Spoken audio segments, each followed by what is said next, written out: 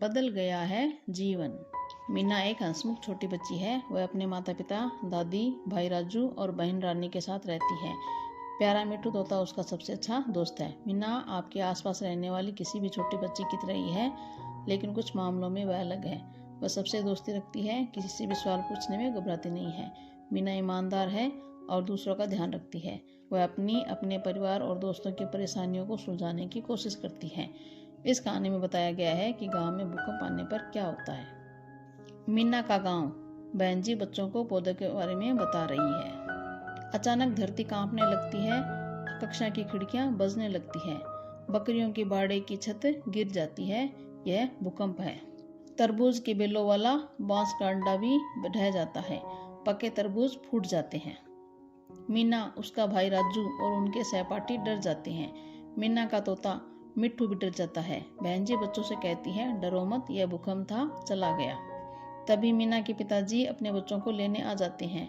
वह बताते हैं कि भूकंप से बहुत नुकसान हुआ है। घर जाते हुए मीना और राजू देखते हैं कि भूकंप से बहुत से मकान और पेड़ गिर गए हैं। राजू घर पहुंचकर दादी को बताता है कि स्कूल में कैसे भूकंप आया था, यहाँ तक कि बकरियों का बाड़ा भी गिर गया था। मीना के पिता बताते हैं कि पास के गांव में कई लोग बेघर हो गए हैं और उन्हें चोटें भी। अगली सुबह उन्होंने देखा कि पंचायत घर में राहत शिविर बना दिया गया है। कुछ लोग रात को ही वहां रहने के लिए आ गए थे। पिता ने कहा, चलो देखें हम उनकी क्या मदद कर सकते हैं। बहन जी और नर्स दीदी पहले ही लोगों की मदद कर रहे थे। बहन जी लोगों को बता रही थी कि साफ शौचालय का इस्तेमाल करना बहुत जरूरी है। मर्दों और औरतों के लिए शौचालय अलग अलग बनाए गए हैं। उन्होंने कहा, हैंडपंप का पानी पिया जा सकता है। नर्स दीदी हर बीमार और घायल की सहायता कर रही थी। उन्होंने बताया कि पास के स्वास्थ्य केंद्र से मदद ली जा सकती है।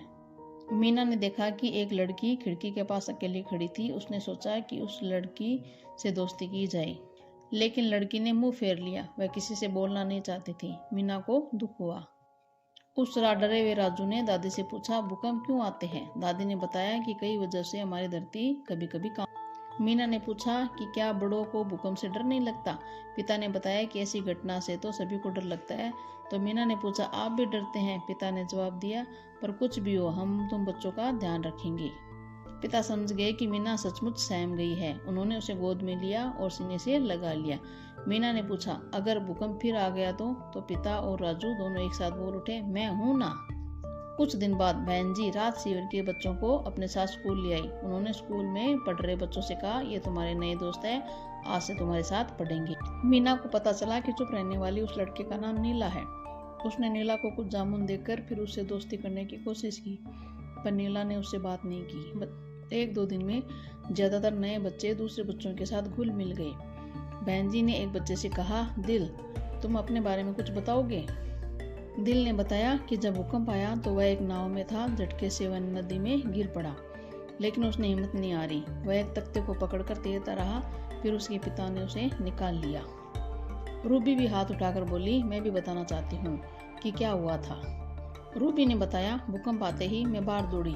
लोग घबराकर हर तरफ भाग रहे थे। मैं भी उनके साथ भागने लगी और खो गई।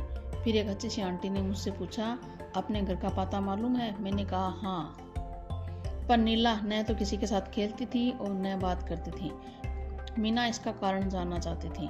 बहन जी ने बताया कि नीला अपने परिवार से बिछड़ गई है और उसे अपने गांव का नाम भी मालूम नहीं। उसे दोस्तों की जरूरत है। मीना ने कहा, मैं उसकी दोस्त बनूंगी।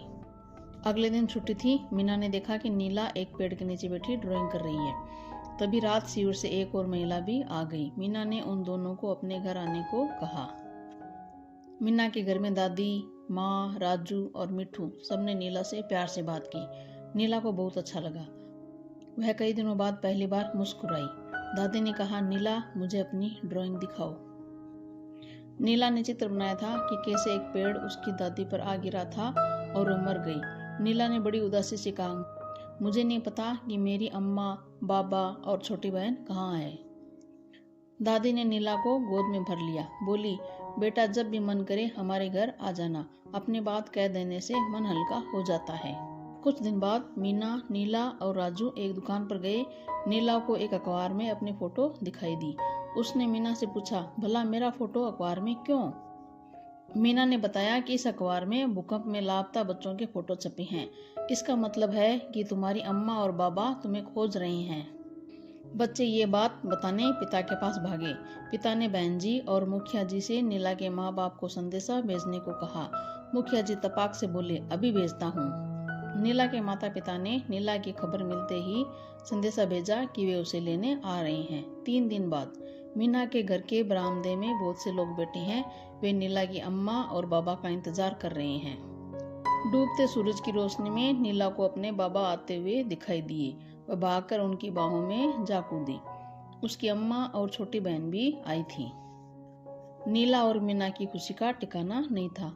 नीला चहकते हुए बोली, मीना तुम मेरी कितनी अच्छी दोस्त हो। मीना ने कहा, नीला तुम भी मेरी बहुत अच्छी दोस्त हो।